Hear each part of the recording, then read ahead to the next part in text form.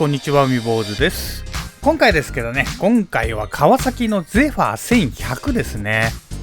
こちらをね、使いたいと思います。ゼファーなんてね、俺が高校生の頃ね、そこら中走ってたバイクですけどね。1100じゃなくて400の方ですけどね。まだ俺が高校生の時はね、大型免許が教習所で取れなくてね、400cc の要は限定解除をしなくちゃいけなかったので、そちらの限定解除がね、だいぶ大変だったのでね、なかなか大型バイクを乗ってる人がいなかったので、そうそう見る機会はなかったんですけどね、ゼファー1100は。はい、ってことでね、今回はね、こちら、ゼファー1100をピックアップしたいと思います。それでは、本日もよろしくお願いします。はい、こちらのね、ゼファー1100。1992年にね、デビューしたバイクですね。もうね、いかにも昔ながらのオールドスタイルなネイキッドバイクって感じで、30代以上の人にはね、やっぱネイキッドっていうと、こういうイメージだと思います。現在のね、ストリートファイター的なネイキッドよりも。同じ時期にデビューしてるね、スーパーフォアの1300とか、ペケ JR1300 に比べると、だいぶマイルドな仕上がりになってると思います。空冷エンジンっていうのもあるんだろうけど、でもね、当時はどうだったかわかんないけど、現在のね、その位置づけ的に言うとパワーなんて関係ないんですよね。やっぱ空冷4発っていうそのスタイルがいいっていう、そういうところで他の2車種に比べたらね、若干ね値段が張ってるのかなと思いますよね。やっぱちょっとねプレミアついて高いですよね、その分。そう、なぜか空冷が好きなんですよ、みんな。音がね、水冷に比べたらね、こもったような感じの音がしていいってか、そういうのもあるのかもしんないけど、いや、性能を考えたらね、間違いなく水冷なんですよね。普段乗りに関しても。どういったところっつったら、やっぱり真夏とかに乗るって考えると、空冷だとね、すぐオーバーヒートするんですよ、渋滞とかはまったら。数年前にね、牽引免許取り行ってる時に、大型教習をやってるのを見てたらね、その教習所にね、水冷と空冷のやつがあったんですよ。空冷は CB7 班だったんですけど、それがね、しょっちゅうね、真夏だったんですけど、しょっちゅうね、エンジン止まってたんですよ、オーバーヒートで。そういうの見るとね、やっぱり真夏の空冷は厳しいんだなと思って。スピードはある程度出してればいいんですけど、街中みたくそんなね低速走行でずっと連続するような感じだと、そんなにねエンジン回してなくてもあっという間にオーバーヒートするんですよ、本当に。要は空冷だから走ってないとね、風が当たんないじゃないですか。だから当たんないと要は冷えないんでそう回してなくてもあっという間にオーバーヒートですよ。だからそう考えるとね、間違いなく水冷のがいいんですよね。スピード出してなくても強制ファンが回ったりとかするんで、そういうので冷やせるしみたいな、明らかにオーバーヒートになるリスクは少ないですよね。水冷だからなんないのかっつったらそうでもないけど、でもリスクはその分減るってことで、やっぱりね空冷っていうのはハンデがあるんですけど、なぜかやっぱりね古いバイクファンはね空冷を好みますね、ネイキッドは。だからね、漠然とね旧車に乗りてえなーなんて考えてる人は絶対空冷を買うとね、悲しいことになると思います。そのバイクに対する愛があれば大丈夫なんですけど、漠然と考えてるだけの人だったら絶対にね旧車っておすすめできないですよね。それでもね、昔ながらのスタイルに近い感じで空冷を乗りたいんだったら、間違いなくCB1100 あたりがねいいと思うんですよねそう旧車に比べてパーツも豊富だしみたいなで、新しいバイクな分ね、そういう熱対策とかね、古いやつよりは万全だろうしみたいな。俺もオーナーになったことないんで CB1100 がねどんな具合かは分かんないんですけどね。ただまったり乗りたいんだったらやっぱりね、CB1100 の方がいいとは思うんですよね。なんせホンダだし。そう、俺もね系列 X で川崎乗ってたから分かるけど、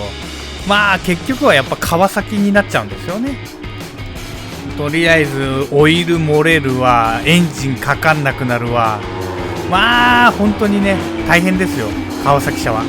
ただ川崎好きだとそこを乗り越えられる精神力があるからいいんですよね。そうバイクをとりあえず乗りたいっていう人には絶対川崎がおすすめできないのはそこですよね。本当に。だから以前ね、ただバイクに乗りたいっていう人が SR400 を買ったんですよ、ヤマハの。俺はホンダを買っといた方が絶対いいよって言ったけど、とりあえず SR400 を買ったらまあいろいろ大変でね、あっという間に乗んなくなったんですよでその後にだから普通にただバイク乗りたいだけだったらスーパー4は買っとけって400のスーパー4に乗り換えてみって言ったらね、普通にねちょこちょこ乗るようになりましたからね。乗り換えた後はやっぱりねホンダをおすすめする理由はね、ホンダは楽なんですよ。1週間エンジンかけてなくてもセル一発でかかったりしますからね。川崎なんかだと翌日エンジンかけるのでもうチョーク引っ張んないとかかんないしみたいな。でも今時の川崎はどうなんだろうね。さすがに FI 化されてからはほらオートチョークじゃないですか。だから昔のよりはねエンジンのかかりとか多分いいとは思うんですよね。オートチョークになったっていうか FI 化された後のねバイク一切乗ったことないんでよくわかんないんですけど、とりあえずキャブ時代はねホンダは圧倒的にエンジンのね指導性は良かったです。俺が乗ってた最後にオーナーになってたスーパー4のねスーパーボルドール、要は400のスーパーボルドールなんですけど、あれもね VTEC3 の要は初期型だったんで、要はキャブ車だったんですけど、ほんと1週間放置しててもねチョーク引かないでエンジンかかりましたから、って思いましたもんね。ほんと KLX から乗り換えた後っていうかね、だいぶゼファーから話がそれていっちゃいましたね。今回はねゼファー1100ですもんね。今でこそねプレミア感つうかそういうので懐かしんで乗る人が多いんですけど、じゃあ当時ねどういう風にしてみんな乗ってた人はね乗ってたのかっていうと、やっぱりみんなねカスタムを楽しんでたみたいですね。ノーマルだとどうしてもパンチがなかったりとかするんで、キャブ交換してみたりボアアップしてみたりとか、いろいろねそうやってエンジンも味付けしてね楽しんでる人が多かったみたいですね。マフラー交換はねデフォルトですから、そこはね速く走りたい人も速く走りたくない人もマフラー交換はねやっぱみんな最初に手つけるところですから、そこはみんなやってましたけど、やっぱりそれ以上にゼファー1100を楽しみきりたいっていう人はそうやってねキャブ交換だったりボアアップだったりとか、そういう風にねパワーアップさせてパンチを出してねこのバイクで楽しんでた人もいたみたいですね、やっぱり。でこのゼファー1100はね販売期間がねだいたい10年ぐらいだったみたいですね。2003年ぐらいに排ガス規制かなんかのタイミングで生産を終了してるみたいです。で面白いのがねこのゼファーシリーズっていうのは400から始まってるんですよね。400が1989年にデビューして、1990年に7班がデビューしました。でその後に7班規制、自主規制だったんですけど、国内のメーカーによる7班のね自主規制が撤廃されて、それでね1992年に1100が発売されたという流れみたいですね。だから俺がそれこそね小学生の頃とか中学生の頃はだいたいねみんな7班なんて言ってたんですよ、大きいバイクのこと。昔にねバイク事故がやたら増えて、死亡事故が増えたのでね国内で批判が高まってる中、バイクメーカー同士がね7班をね最大排気量として自主規制として設けたんですよね。それがきっかけでね日本国内で一番でけえバイクは基本的には7班だったんですよ。 750cc ね。それでだからねみんな7班なんて言ってたんですけど、気がつけばね現在に至っては7班のバイクなんてほとんどなくなりましたよね。個人的にはやっぱり最終モデルの火の玉カラーのねカラーリングが好きですね。やっぱね川崎の Z シリーズって言ったらね火の玉カラーになりますもんね。それ以外の川崎で言うと絶対的にやっぱライムグリーンですけどね。でも俺が乗ってた KLX は黒っていうライムグリーンのね KLX がね出てこなかったんですよ。待ちきれなかったんですね。それでね黒の KLX 買ったんですけど、個人的にはね川崎遠いんですから、やっぱり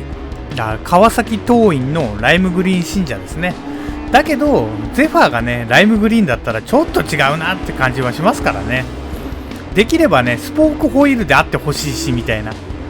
どっちかっていうとだからねそういうなんか古い感じで乗りたいバイクですよね。まあいいや、とりあえずね今回はねここら辺にしときます。それでは今回は以上になります。最後までご視聴ありがとうございました。